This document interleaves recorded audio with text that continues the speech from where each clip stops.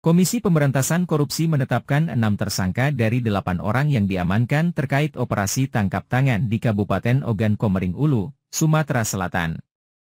Sementara 2 lainnya dipulangkan dari Gedung Merah Putih KPK. Penyidik selanjutnya akan melakukan penanganan terhadap 6 tersangka selama 20 hari ke depan atau sejak 16 Maret sampai 4 April 2025. Keenam orang yang ditetapkan tersangka itu 2 diantaranya adalah pemberi yakni M. Fauzi atau MFZ dan Ahmad Sugeng Santoso atau ASS selaku pihak swasta. Sedangkan sebagai penerima 4 orang dengan 3 tersangka diantaranya anggota DPRD Oku yakni Ferlan Juliansyah atau FJ, M. Fahrudin atau MFR, dan Uki Hartati atau UH serta 1 tersangka lain Kepala Dinas PUPR Oku yakni Nopriansyah atau Nov. Dia menyebut, kasus di Oku berkaitan dengan fee proyek yang ada di Dinas PUPR Oku. Kasus berawal ketika pembahasan RAPBD 2025 pada Januari yang lalu. Agar RAPBD disahkan menjadi APBD 2025, beberapa perwakilan DPRD menemui pemerintah daerah. Pada pembahasan tersebut, DPRD meminta jatah pokir seperti diduga sudah dilakukan. Kemudian disepakati jatah pokir diubah menjadi proyek fisik di Dinas PU dan Perumahan sebesar Rp40 miliar dengan pembagian untuk ketua dan wakil ketua DPRD Oku nilai proyek yang disepakati Rp5 miliar dan anggota Rp1 miliar. Pada hari ini, tanggal 16 Maret tahun 2025, KPK akan menyampaikan rilis terkait kegiatan tangkap tangan KPK di Kabupaten Ogan Komering Ulu, Provinsi Sumatera Selatan. Untuk lengkapnya akan disampaikan oleh Bapak Ketua, waktu dan tempat kami persilakan. Baik, terima kasih Pak Tesa, yang saya hormati juga Direktur Penyidikan Pak Asep Guntur, yang saya hormati seluruh wartawan, rekan-rekan jurnalis dan reporter media yang hari ini hadir di Komisi Pemberantasan Korupsi. Sore ini saya akan menyampaikan rilis kegiatan penyelidikan tertutup atau yang lazim disebut dengan tangkap tangan di Kabupaten Ogan Komering Ulu, Provinsi Sumatera Selatan. Detailnya adalah sebagai berikut, bahwa sejak beberapa waktu yang lalu, bahwa KPK, khususnya di Kedeputian Penindakan dan di backup dengan kedeputian lainnya, telah melakukan kegiatan penyelidikan tertutup, atau sekali lagi lazim disebut dengan tertangkap tangan. Adapun konstruksi perkara dan kronologi kegiatan penyelidikan tertutup yang membuahkan hasil kepada penangkapan terhadap beberapa orang adalah sebagai berikut. Pada bulan Januari 2025, dilakukan pembahasan RAPBD Oku tahun anggaran 2025, agar RAPBD tahun anggaran 2025 dapat disahkan, beberapa perwakilan DPRD menemui pihak pemerintah daerah. Kemudian pada pembahasan tersebut, perwakilan dari DPRD meminta jatah pokir seperti yang diduga sudah dilakukan. Kemudian disepakati bahwa jatah pokir tersebut diubah menjadi proyek fisik di Dinas Pekerjaan Umum dan Perumahan sebesar Rp40 miliar dengan pembagian nilai proyek sebagai berikut. Jadi ini adalah perubahan untuk bisa merubah RAPBD yang ada di Kabupaten Oku. Untuk ketua dan wakil ketua, nilai proyeknya disepakati adalah 5 miliar, sedangkan untuk anggota itu adalah 1 miliar. Nilai ini kemudian turun menjadi 35 miliar. Hal ini disebabkan karena keterbatasan anggaran, tapi untuk fee-nya tetap disepakati sebesar 20% jatah bagi anggota DPRD, sehingga total fee-nya adalah sebesar 7 miliar rupiah.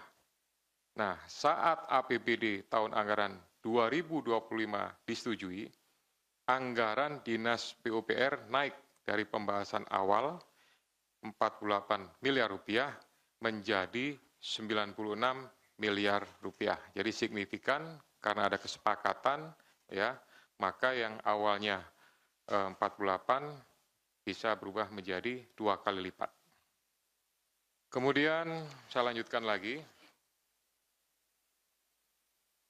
Saat itu Saudara Nop yang merupakan pejabat Kepala Dinas PUPR menawarkan 9 proyek tersebut kepada Saudara MFZ dan Saudara ASS dengan komitmen fee sebesar 22%, yaitu 2% untuk Dinas PUPR dan 20% untuk DPRD.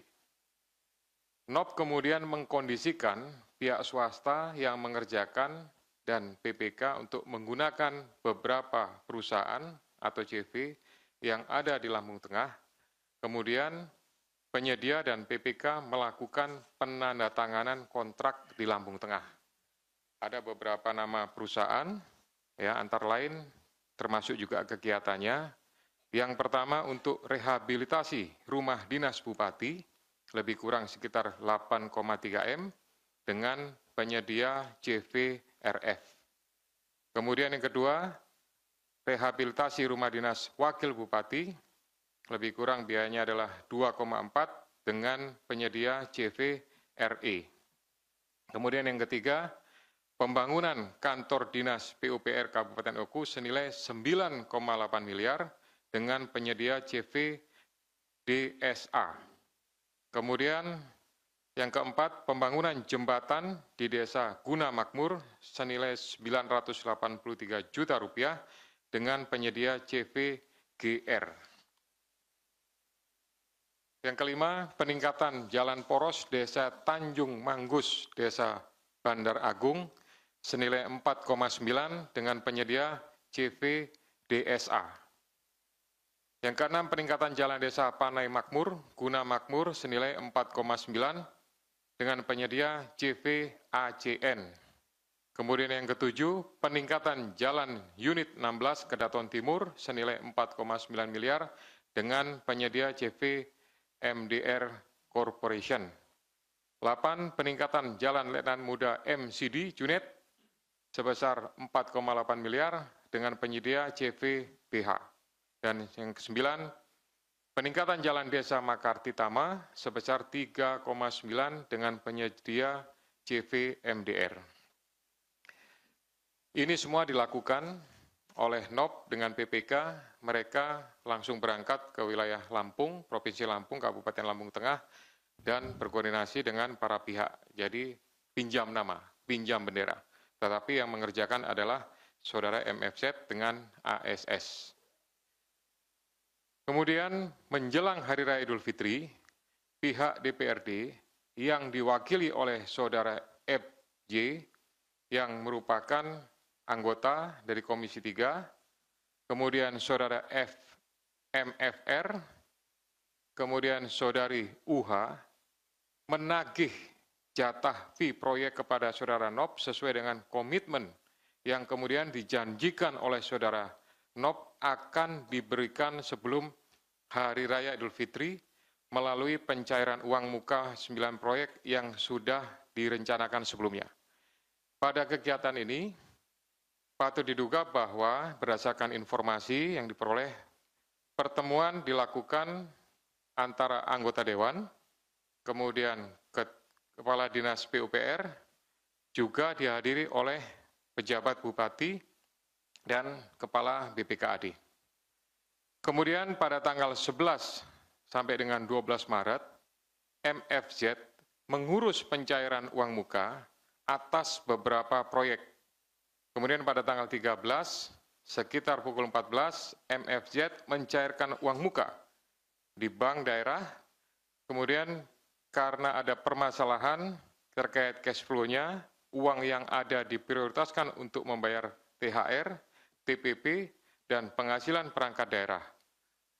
Keterbatasan uang tersebut, namun tetap akhirnya uang muka bisa dicairkan. Pada tanggal 13 Maret, Saudara MFZ menyerahkan uang sebesar 2,2 miliar kepada NOP, yang merupakan bagian komitmen kopi proyek yang kemudian diminta oleh saudara Nop dititipkan di saudara A, yang merupakan PNS pada Dinas Perkim Kabupaten Oku. Uang tersebut bersumber dari uang muka pencairan proyek. Selain itu, pada awal Maret 2025, saudara ASS sudah menyerahkan uang sebesar 1,5 miliar kepada saudara Nop di rumah saudara Nop. Pada tanggal 15 Maret pukul 6.30, tim dari Komisi Pemberantasan Korupsi mendatangi rumah saudara Nop dan saudara A dan menemukan serta melakukan penyitaan uang sebesar 2,6 miliar yang merupakan uang komitmen yang diberikan oleh MFZ dan ASS. Kemudian tim secara simultan juga mengamankan MFZ, ASS, dan FJ, MFR, dan UH di rumahnya masing-masing.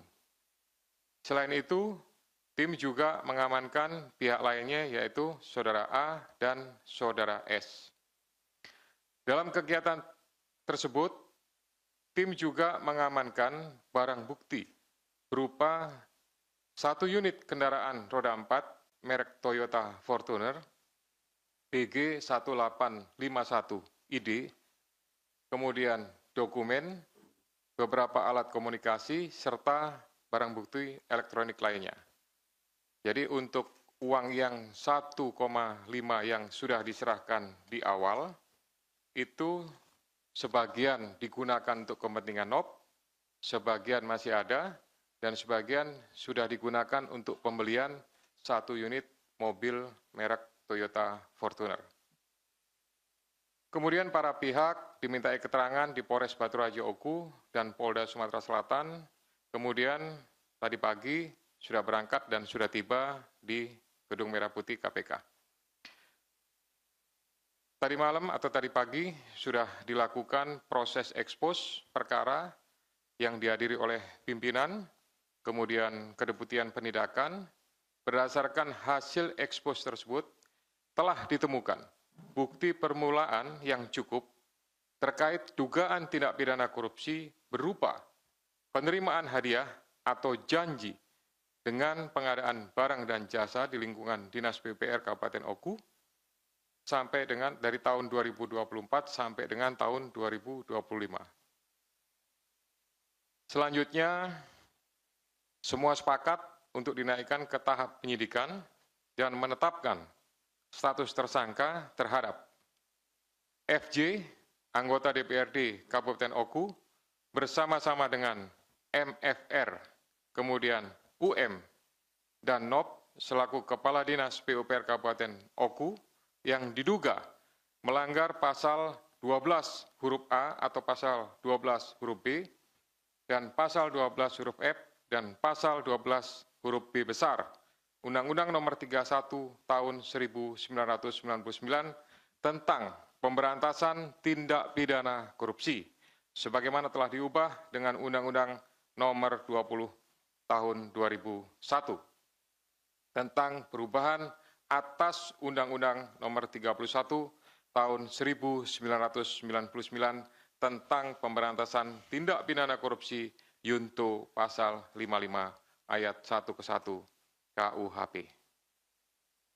Kemudian untuk MFZ dan ASS selaku pihak swasta diduga melanggar Pasal 5 Ayat 1 huruf A atau Pasal 5 Ayat 1 huruf B Undang-Undang Nomor 31 Tahun 1999 tentang pemberantasan tindak pidana korupsi sebagaimana telah diubah dengan Undang-Undang Nomor 20 Tahun 2001 tentang perubahan atas Undang-Undang Nomor 31 Tahun 1999 tentang pemberantasan tindak pidana korupsi. Jadi ada 2 klaster, ada pihak penerima dan ada pihak pemberi.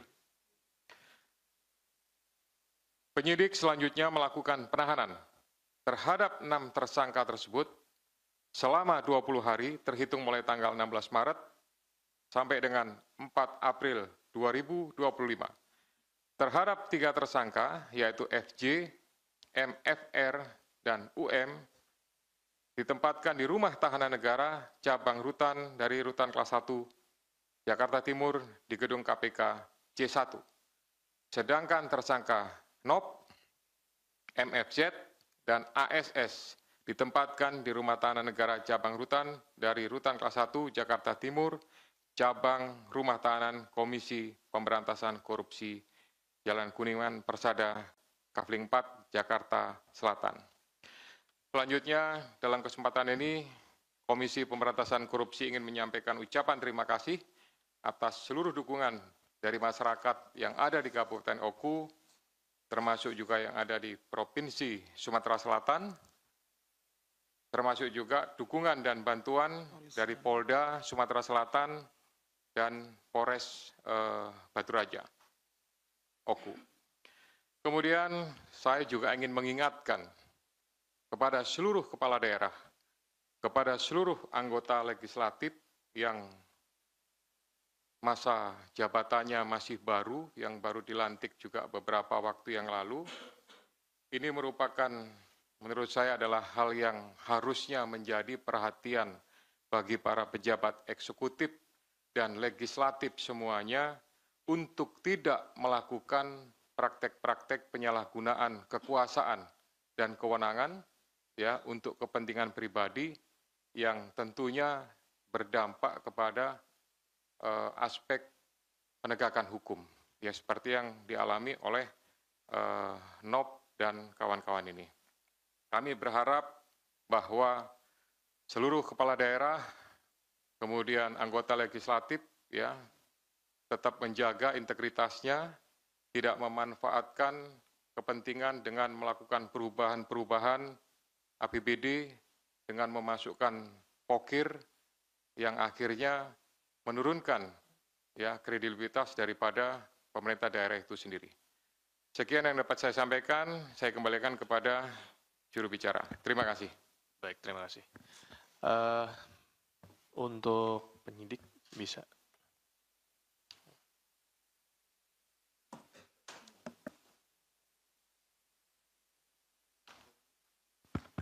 Akan ditunjukkan ya barang bukti oleh penyidik.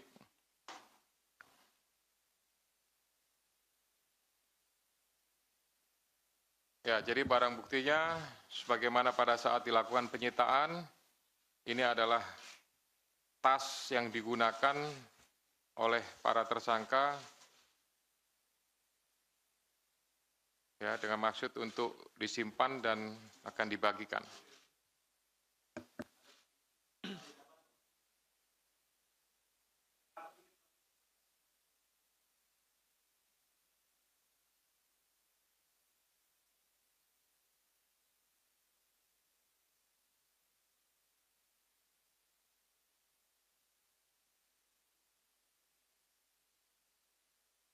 Dikeluarin aja. Disusun aja.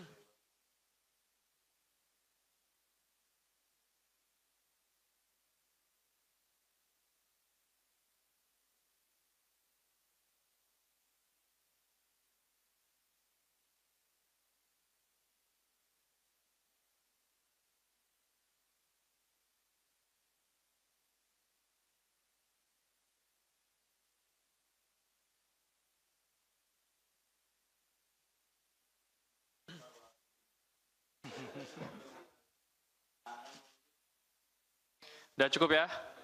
Oke. Siap.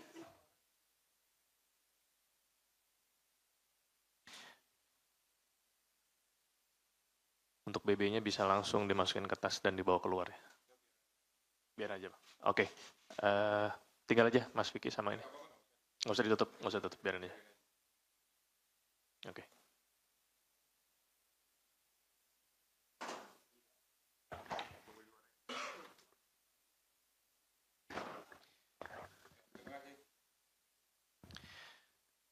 Baik rekan-rekan sekalian, sekarang kita berikan kesempatan untuk yang ingin bertanya terkait perkara yang baru saja disampaikan penjelasan oleh Bapak Ketua. Silakan Mas Rian.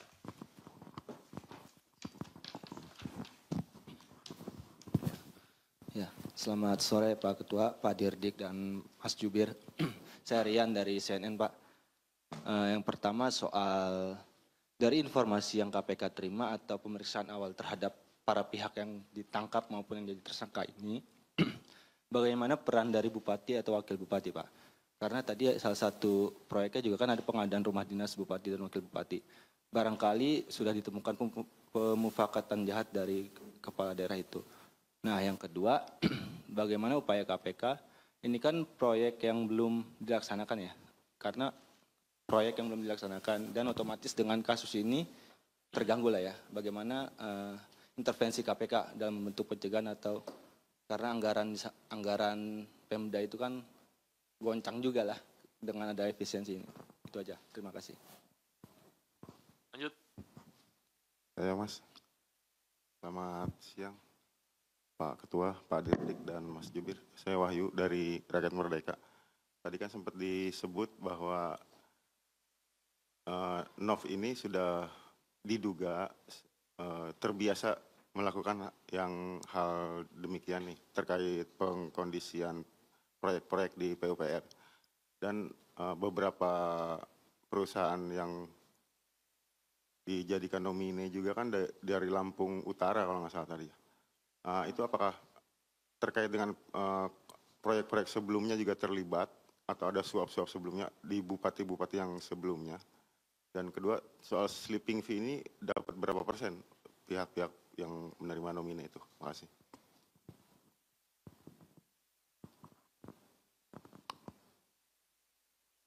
Lanjut.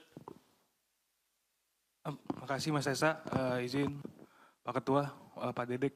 Nur tanya tadi Pak Ketua ngomong bahwa uang yang disita sekarang yang ditunjukkan itu bakal dibagikan. Yang diminta oleh 3 orang DPR ini bakal dibagikan kepada anggota DPR OKU yang lain maksudnya atau gimana? Apakah bakal ada pemeriksaan lebih lanjut buat anggota DPR yang lain? Itu yang pertama. Dan kedua tadi ada pertemuan dengan pejabat bupati, itu maksudnya pejabat bupati OKU ya maksudnya.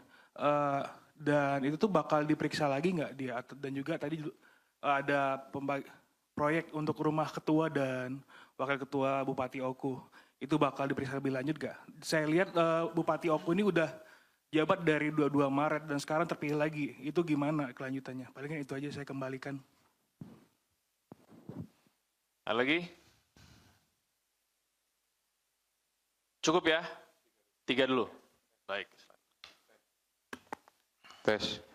Baik, terima kasih pertanyaan yang sudah disampaikan ke kami. Ya, jadi yang pertama memang kami sedang melakukan investigasi lebih mendalam lagi dari penanganan perkara yang saat ini terhadap 6 tersangka itu nanti akan kami lakukan investigasi lebih dalam terhadap pihak-pihak yang terindikasi ya terlibat gitu. Sebagaimana tadi saya sebutkan bahwa pencairan uang muka itu ada keterlibatan ya dari beberapa pihak untuk bisa terjadinya proses pencairan. Nah, ini nanti akan didalami oleh penyidik ya. Termasuk juga kemungkinan adalah pejabat yang sebelumnya akan kami dalami. Kemudian terhadap beberapa perusahaan yang berasal dari Lampung Tengah ya. Ini nanti juga akan ditelusuri karena akan dilakukan pemanggilan ya dan pemeriksaan ya secepatnya untuk bisa mengungkap yaitu berapa yang mereka dapatkan ya dengan pinjam nama atau pinjam bendera. Ya, jadi para pihak ini berdasarkan kesepakatan hasil ekspos yang sudah dilakukan akan segera dilakukan pemanggilan dalam waktu dekat. Gitu. Kemudian terkait proyek yang 9 tadi, kelanjutannya akan seperti apa? Ya, pastinya nanti akan ditindaklanjuti ya dengan pemerintah daerah ya. Kalau memang sekiranya harus status quo ya nanti kita status quo kan. Tapi kalau memang harus dilanjutkan karena untuk kepentingan orang banyak pemanfaatnya dari 9 ini kan ada yang untuk jalan, ada untuk jembatan. Nah, itu saya yakin kepentingannya sudah dipikirkan untuk kepentingan masyarakat banyak. Ya, tapi yang mungkin hanya untuk renovasi rumah pejabat, nah itu bisa dikesampingkan sambil menunggu proses penanganan perkaranya selesai. Baik, tambahan Pak Direktur Penyidikan, silakan untuk melengkapi apa yang sudah saya sampaikan.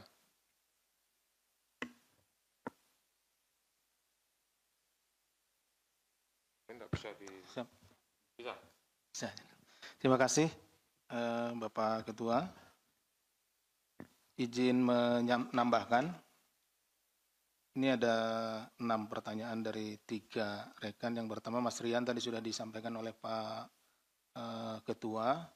Kemudian juga menambahkan terkait dengan proyek-proyeknya. Jadi begini rekan-rekan, ini pada saat biddingnya berarti kan tidak benar. Dilakukan penunjukan langsung dan juga para pemenang itu sudah ditentukan. Siapa tadi kan cuma pinjam bendera dan lain-lain. Jadi proses pengadaannya itu sudah salah. Nanti tentunya dari kami dan juga dari pencegahan ini karena prosesnya tidak benar tentunya harus dilakukan bidding ulang dan lain-lainnya. Kemudian juga terkait dengan proyek-proyek yang sebelumnya seperti yang disampaikan oleh Pak Ketua, kita juga ini akan mundur, artinya kita akan terus mendalami proses seperti ini karena memang pokir atau hal-hal seperti yang saat ini di OTT itu juga terjadi sebelumnya. Artinya sebelumnya di tempat lain kita ada juga pokir yang sedang kita tangani di DPRD Jawa Timur.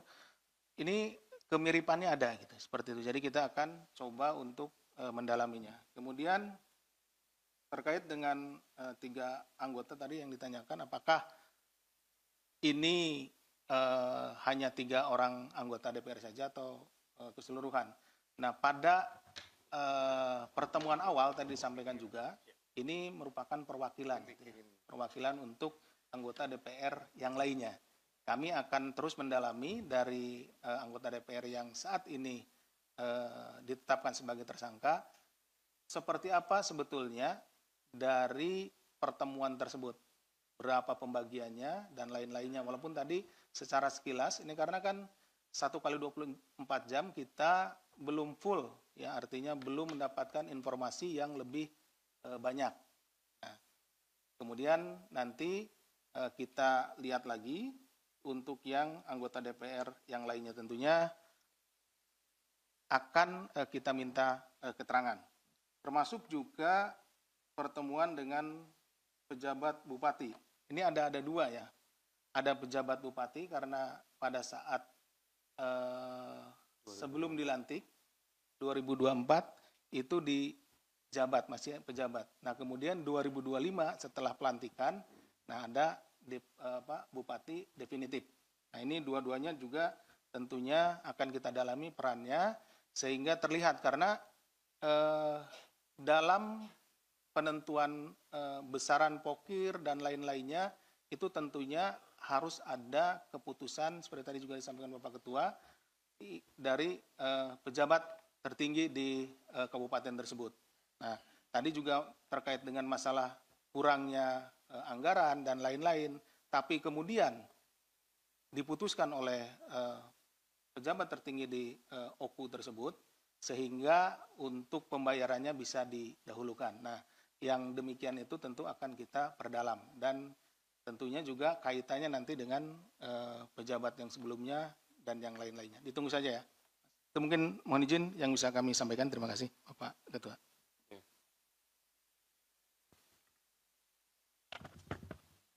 Cukup. Sudah cukup ya?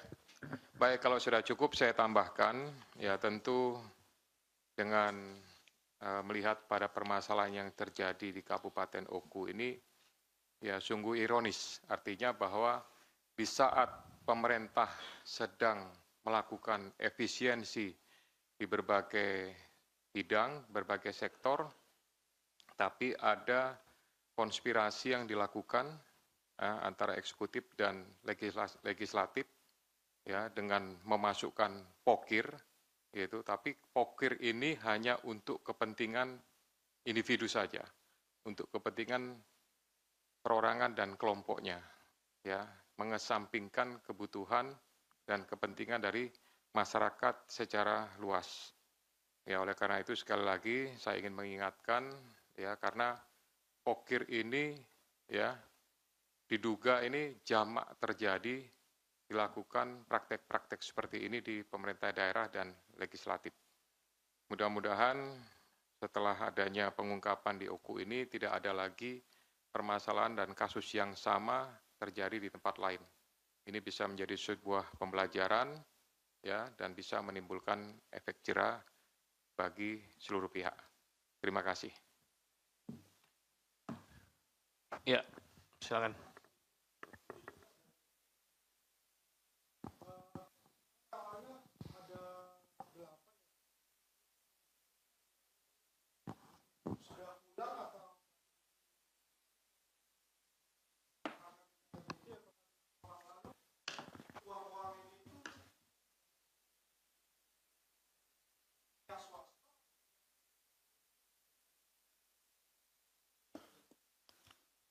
Mohon izin Pak Ketua izin menjawab. Jadi begini Mas, yang kita amankan awalnya ada 8 orang benar. Kemudian kita dalami keterangannya dan kita tadi malam seperti disampaikan juga oleh Bapak Ketua bahwa kami dari Kedeputian Penindakan secara berjenjang kemudian melakukan ekspos, dihadiri oleh seluruh pimpinan, kemudian juga seluruh Kedeputian Penindakan, di mana tentunya di dalam ekspos tersebut kita masing-masing mengurai dari setiap orang ini. Setiap orang ini fakta perbuatannya seperti apa, dari setiap orang ini. Nah, yang masuk tadi di unsur pasal kan ini suap, ada pemberi, ada penerima. Jadi ada pemberinya 2 orang, kemudian penerimanya ada 4 orang, yaitu NOV, ya, Kadis PUPR, kemudian dengan 3 anggota DPRD, dan pemberinya adalah swasta. Nah, yang 2 lagi itu karena hasil dari kita melihat fakta-fakta perbuatannya masih belum cukup bukti, sudah kita kembalikan karena 1 kali 24 jam sudah harus dikembalikan, ditentukan apakah dia sebagai tersangka atau bukan. Jadi sebelum 1 kali 24 jam tadi malam ya kita tentukan. Sekarang yang bersangkutan sudah kita kembalikan. Itu yang pertama. Kemudian yang kedua, uang ini kan awalnya 35 miliar.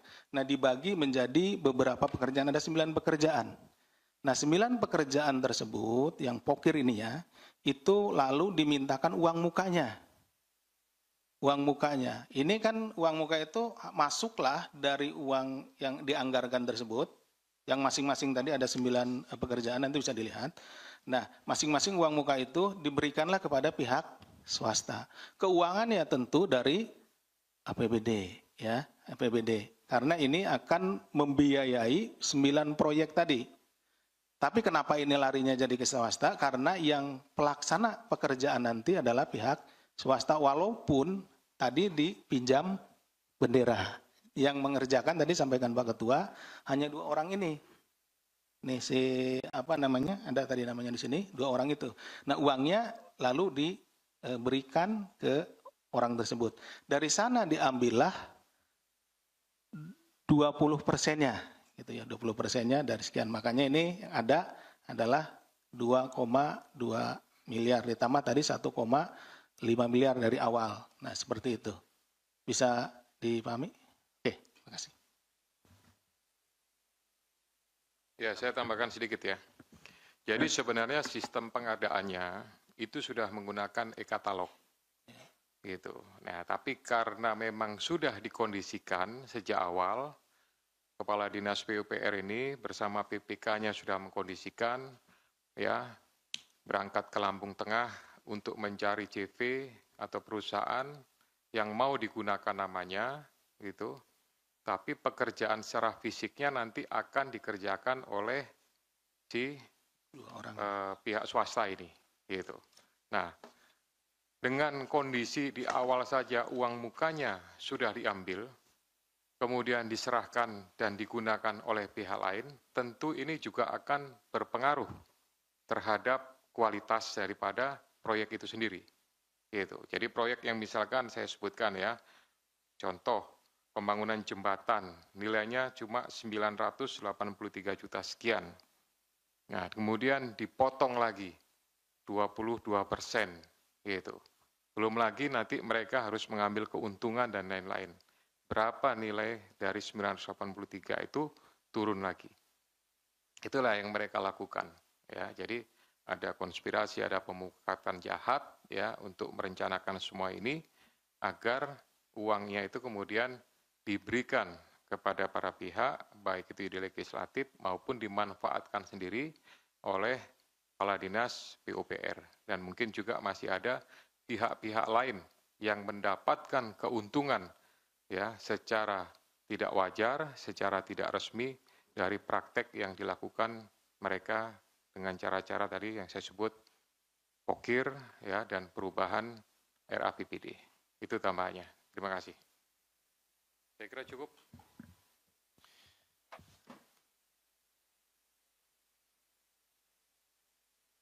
Ya, bolehlah. Satu dua lah ya. Baik rekan-rekan, kita beri mau kasus AGK. Sebentar. Di perkara yang lain. Ya di perkara yang lain. Siap, ini kita tutup dulu. Baik, ini untuk perkara ini kita tutup dulu ya. Kita tutup, kita buka kesempatan bagi rekan-rekan yang ingin bertanya untuk mungkin perkara-perkara yang lain.